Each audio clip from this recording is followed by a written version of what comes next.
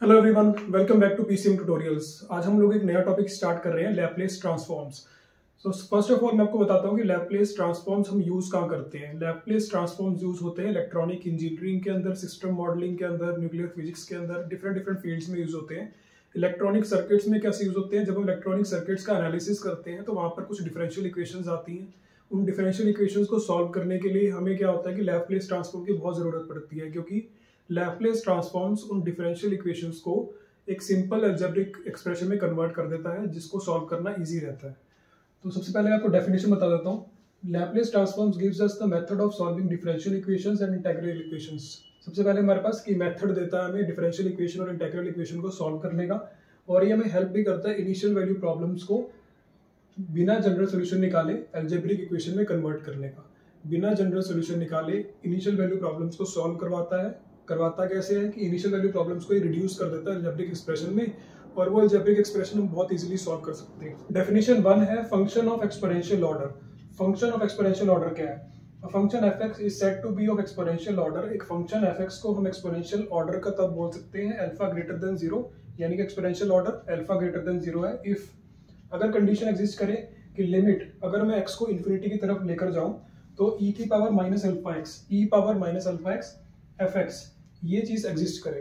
और एग्जिस्ट करने का मतलब है कि कोई फाइनाइट नंबर आए मेरे पास, and is a finite number, कोई फाइनाइट नंबर आए, अगर ये लिमिट एग्जिस्ट कर जाती है तो हम बोलेंगे कि मेरा फंक्शन x जो है वो एक एक्सपोनेंशियल ऑर्डर का है। दैट इज, इसका मतलब क्या, there exist a real number. इसका मतलब एक रियल नंबर एग्जिस्ट करेगा k जो कि 0 से बड़ा होगा, सच दैट e की power minus alpha x fx इसका अगर मॉड करें तो वो k से लेस ही आए हमेशा। k की वैल्यू क्या है, 0 से बड़ी होनी चाहिए। और हमारे पास कुछ कांस्टेंट्स और है, अल्फा भी एक कांस्टेंट है, यहाँ पर एक m भी कांस्टेंट होगा। ये दोनों, ये जो k और m है, ये दोनों की वैल्यू 0 से बड़ी ही रहनी चाहिए, यानी कि पॉजिटिव नंबर होना चाहिए। तो हमारे पास क्या चीज़ है, इस पॉजिटिव नंबर से इसकी वैल्यू कम आनी चाहिए। या फिर हम इसको और सिंप्लीफाई कर सकते हैं, fx का अगर मैं fx को यहीं पर रखूँ और e की पावर माइनस अल्फा एक्स वहाँ चला जाए तो वहाँ जाकर क्या बनेगा, e power alpha x, minus sign हट जाएगा इसमें से और अल्फा एक्स आ जाएगा वहाँ पर। तो इस कंडीशन में हमें क्या शो हो रहा है कि फंक्शन fx और k e power alpha x इसकी वैल्यू, फंक्शन fx की वैल्यू इससे कम है। ठीक है, इसका मतलब क्या है कि फंक्शन fx, ये जो फंक्शन fx है ये इससे जल्दी ग्रो नहीं कर सकता, इससे जल्दी ग्रो नहीं करेगा, क्योंकि इसकी वैल्यू बड़ी है, इसकी वैल्यू छोटी। यानी कि अगर मैं इसका ग्राफ बना के देखूं तो फंक्शन fx एक नीचे की तरफ वैल्यू दिखाएगा, यानी कि फंक्शन fx थोड़ा स्लो ग्रोथ कर रहा है और ये जल्दी ग्रोथ करेगा, एक्सपोनेंशियल फंक्शन वाला। ठीक है, तो इसका मतलब क्या हुआ कि फंक्शन fx ग्रो करेगा धीरे एज कंपेयर टू अगर हम एक्सपोनेंशियल फंक्शन का कोई मल्टीपल कर रहे। नाउ एक्सपोनेंशियल ऑर्डर पर एक हमारे पास एग्जांपल है, prove that fx x power n is of exponential order alpha greater than 0 as x going to infinity where n belongs to natural number। इसमें हमें हमारे पास एक फंक्शन है fx x पावर n का, हमें प्रूव करना है कि एक एक्सपोनेंशियल ऑर्डर का है। इसको प्रूव करने के लिए हमने भी लास्ट पढ़ा था कैसे हमें प्रूव करना है, हमें लिमिट लेकर चलना है, x tends to infinity, limit हमें दी हुई है x टेंड्स टू इंफिनिटी की, और आगे हमारे पास क्या आएगा, e power minus alpha x then fx। अब हमें इसको सॉल्व करना है, then limit x tends to infinity e power minus alpha x, then fx की वैल्यू क्या है, x पावर n, हम यहाँ पर इसको x पावर n लिख देंगे। देन इसको थोड़ा सा सिंप्लीफाई करते हैं हम, limit x tends to infinity, then हमारे पास x पावर n, ये माइनस पावर का मतलब क्या होता है कि वो नीचे होता है डिनोमिनेटर में, तो हम इसको डिनोमिनेटर में रख देंगे। अब एक चीज इसमें नोट करो, हमारे पास x की वैल्यू इन्फिनिटी तक जाती है, अगर हम इसमें इन्फिनिटी पुट कर दें, यहाँ पर भी इन्फिनिटी आएगा, यहाँ पर भी इन्फिनिटी आएगा, तो मतलब ये तो इन्फिनिटी अपॉन इन्फिनिटी की फॉर्म बन गई है, ये फॉर्म बन गई है इन्फिनिटी अपॉन इन्फिनिटी की। तो ये तो इसका आंसर आ नहीं पाएगा हमारे पास। अब इसको हम सॉल्व कैसे करें, तो इसको हम सॉल्व करेंगे एल हॉस्पिटल रूल से। एल हॉस्पिटल रूल हमें क्या बताता है कि अगर लिमिट हमें सॉल्व करनी है fx अपॉन gx की, तो उसको हम कैसे सॉल्व करेंगे, लिमिट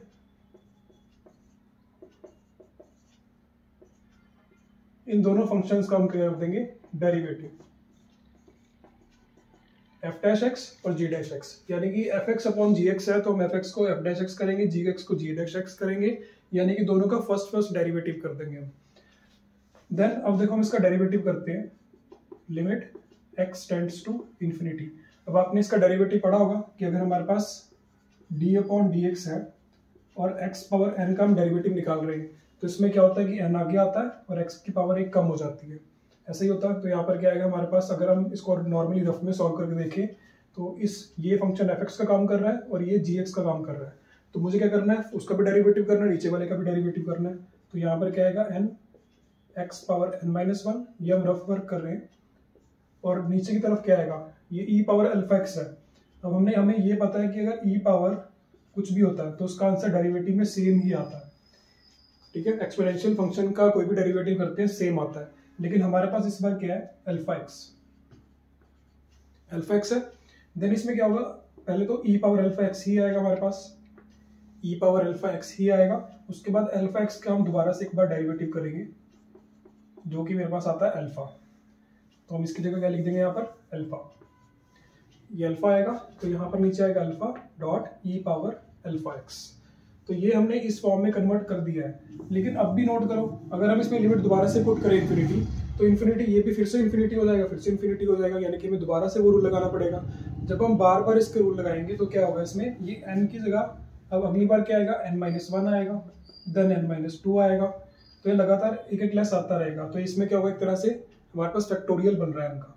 तो यहाँ पर आएगा n का फैक्टोरियल अपॉन, समझ आ गया होगा आपको कि ऊपर n फैक्टोरियल क्यों आ रहा है। अब नीचे देखो ये अल्फा, दोबारा से जब सेकंड डेरिवेटिव दोबारा से एल हॉस्पिटल रूल लगाएंगे तो उसमें क्या होगा, फिर से इसका डेरिवेटिव होगा, क्योंकि अल्फा तो एक कांस्टेंट है। जब इसका डेरिवेटिव दोबारा से करोगे तो फिर से अल्फा आएगा, इसमें फिर से अल्फा आगे आ जाएगा और ये चीज फिर से रिपीट करेगी, यानी कि ये चीज बार बार रिपीट करते रहेगी और अपना एक अल्फा अल्फा देते रहेंगे। अगर हम इसको n टाइम्स कर दे तो इसमें क्या आएगा, अल्फा की पावर n आ जाएगी, ठीक है। अगर हम n टाइम्स ये मल्टीप्लाई हो रहा होगा अल्फा, तो यहाँ पर क्या आएगा, अल्फा की पावर n आएगी ना यहाँ पर। तो यहाँ पर साथ में क्या आएगा, e पावर अल्फा x।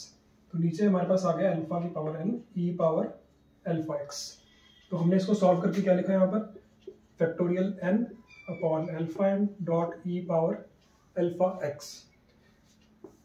अब आगे नोट करो, ये हमारा सब कुछ रफ वर्क था और यहाँ पर हम इसको लिख रहे हैं एल हॉस्पिटल रूल।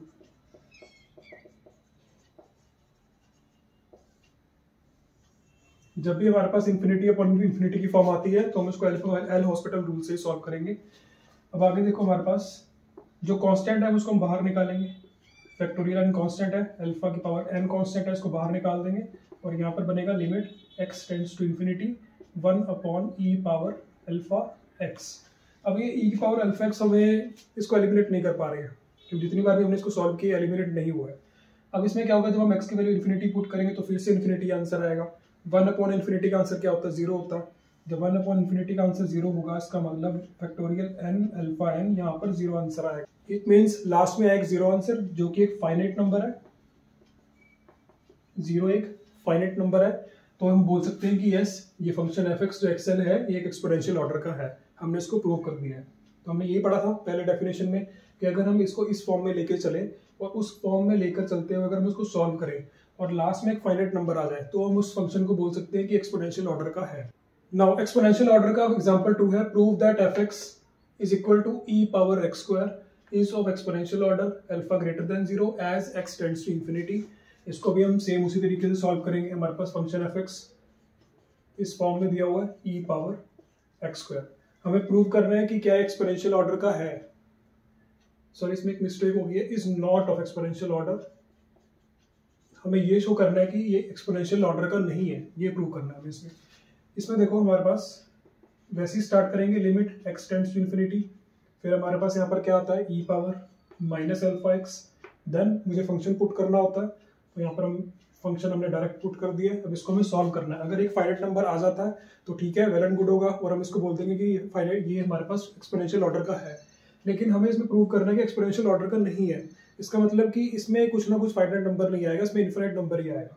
अब देखो वो कैसे आता है, limit x tends to infinity, इन दोनों को मल्टीप्लाई हो रहे हैं, दोनों पावर ऐड हो जाएंगी इसके अंदर। तो यहाँ पर क्या आएगा, x square minus alpha x limit x tends to infinity.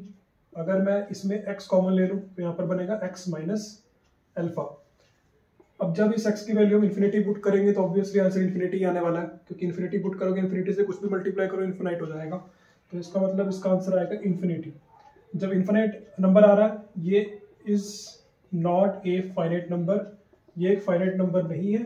Therefore ये एक्सपोनेंशियल ऑर्डर का नहीं है। नेक्स्ट डेफिनेशन है piecewise sectionally continuous function. A function f(x) is called piecewise or sectionally continuous on finite interval a b।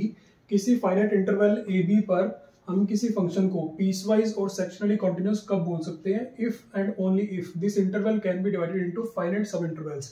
जब हम इस interval को finite subintervals में डिवाइड कर पाए। सब इंटरवल का मतलब क्या होता है? सपोज अगर a की वैल्यू 1 है और b की वैल्यू 10 है, तो इसके हम सब इंटरवल क्या बना सकते हैं कि a की वैल्यू सपोज 1 से लेके 4 तक है, देन 4 से लेके 10 तक है।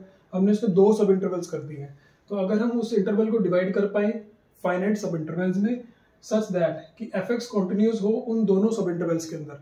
सपोज अगर मैंने इंटरवल लिया हुआ था 1 से लेकर 10 तक। अब ये क्लोज इंटरवल है। क्लोज इंटरवल में क्या होता है कि 1 भी गिना जाता है, 10 भी गिना जाता है और उसके अंदर की वैल्यूज गिनी जाती हैं। इनके बाहर का कुछ नहीं गिना जाएगा। तो ये 1 से लेकर 10 तक है। अगर मैंने इसके दो सब इंटरवल्स कर दिए, सपोज मैंने इसको 6 से कर दिया, तो फर्स्ट इंटरवल क्या होगा 1 से 6 का, सेकंड सब इंटरवल होगा 6 से लेकर 10 तक का। तो इस किसी फंक्शन को हम पूरी तरह से पीसवाइज कॉन्टिन्यूअस कब बोल सकते हैं? जब दो अलग अलग सब इंटरवल्स पे मेरा जो फंक्शन है वो तब भी कॉन्टिन्यूअस रहे। यानी कि छोटे छोटे सब इंटरवल्स में भी अगर मेरा फंक्शन कॉन्टिन्यूअस रहता है तो हम अपने फंक्शन को क्या बोल सकते हैं? सेक्शनली कॉन्टिन्यूअस, सेक्शनली या फिर पीसवाइज कॉन्टिन्यूअस बोल सकते हैं। सपोज मेरे पास एग्जांपल है, let f(x) is equal to, मेरे पास कोई फंक्शन दिया हुआ f(x) जिसमें डिफरेंट डिफरेंट वैल्यूज है। f(x) की वैल्यू 1 कब होगी? जब x की वैल्यू 0 से लेकर 2 के बीच में होगी, 0 से लेकर 2 के बीच में रहेगी। जब मेरी x की वैल्यू 2 से लेकर 3 के बीच में रहेगी तो मेरा f(x) का आंसर क्या आएगा? 3 आएगा। जब x की वैल्यू 3 से बड़ी देंगे, 3 से वैल्यू हम बड़ी पुट करेंगे फंक्शन के अंदर, तो फंक्शन की वैल्यू आएगी 5। इसको हम शो कैसे कर रहे हैं? ग्राफ की फॉर्म में शो कर रहे हैं कि मेरा फंक्शन की जो वैल्यू है वो क्या क्या आने वाली है। फंक्शन की वैल्यू देखो, अगर मैंने x की वैल्यू, हमने यहाँ पे लिखा हुआ है ना कि x की वैल्यू अगर 0 से 2 के बीच में रहेगी, यानी कि x की वैल्यू अगर 0 से लेकर 2 के बीच में रहेगी, ये सपोज f(x) की वैल्यूज है और ये x की वैल्यूज है। जब x की वैल्यू मैंने 0 से लेकर 2 के बीच में रखी तो f(x) क्या आता है? 1 आता है। तो हमने इसको ऐसे शो किया कि 0 से लेकर 2 के बीच में f(x) 1 आ रहा है। इसको हमने ऐसे शो किया, यानी कि 0 से लेकर 2 के बीच में कॉन्टिन्यूस है, बिल्कुल कॉन्टिन्यूस फंक्शन है। देन जब 2x की वैल्यू 2 से लेकर 3 पुट करेंगे तो f(x) आएगा 3, यानी कि जब मैंने 2 और 3 के बीच में x की वैल्यू पुट करी तो मेरा f(x) का फंक्शन क्या आएगा? 3 आएगा। इट मीन्स कि अब वो आगे 2 और 3 के बीच में कॉन्टिन्यूस है, यानी कि अगर 2 और 3 के बीच में मैं कोई भी वैल्यू पुट करूंगा तो वो मेरा जो भी वैल्यू आएगी वो 3 ही आने वाली है। ठीक है। नेक्स्ट, अगर x की वैल्यू 3 से बड़ी हो गई, अब आगे कोई लिमिट नहीं दी हुई, बस ये बोला कि 3 से बड़ी वैल्यू होगी। जब 3 से बड़ी वैल्यू होगी तो मेरा आंसर आएगा 5, यानी कि जब इस 3 से वैल्यू चली जाएगी आगे तो हम उसको ऐसे एरो शो करेंगे, क्योंकि हमें कोई और लिमिट नहीं दी, हमें सिर्फ ये बताया कि जब x से वैल्यू 3 से बड़ी होगी तो आंसर आएगा 5। जब x की वैल्यू 3 से बड़ी हुई है तो हमारे पास 5 आंसर आ गया। आई होप आपको समझ आ रहा होगा। और यहाँ पर आपको शो भी हो रहा है कि फंक्शन हमारा जो है पीस वाइज कॉन्टिन्यूस है, यानी इस पीस में भी कॉन्टिन्यूस है, इसमें भी कॉन्टिन्यूस है, आगे जाकर भी कॉन्टिन्यूस ही रहने वाला है, क्योंकि 3 के बाद जो मर्जी वैल्यू पुट करो आंसर 5 ही आने वाला है। तो एक स्ट्रेट लाइन बनेगी इसके अंदर। नेक्स्ट डेफिनेशन है function of class A. Function of class ए क्या चीज है? किसी फंक्शन एफ टी को हम क्लास ए का कब बोल सकते हैं? If and only if it is of exponential order, जब वो एक एक्सपोनेंशियल ऑर्डर का होगा। ठीक है। एज टी अप्रोचेस इन्फिनिटी, जब हमारा फंक्शन एक्सपोनेंशियल ऑर्डर अल्फा का होगा, जब टी अप्रोच कर रहा होगा इन्फिनिटी को। फर्स्ट कंडीशन तो ये है। सेकंड कंडीशन है it is sectionally continuous on every finite interval, जबकि हर एक फाइनाइट इंटरवल पर वो सेक्शनली कॉन्टिन्यूअस होगा for t greater than equal to 0। तब हमारा अगर ये दोनों कंडीशन सेटिस्फाई हो जाती हैं तो हमारा फंक्शन बन जाएगा क्लास ए का। So that's all for today. Thank you for watching this video.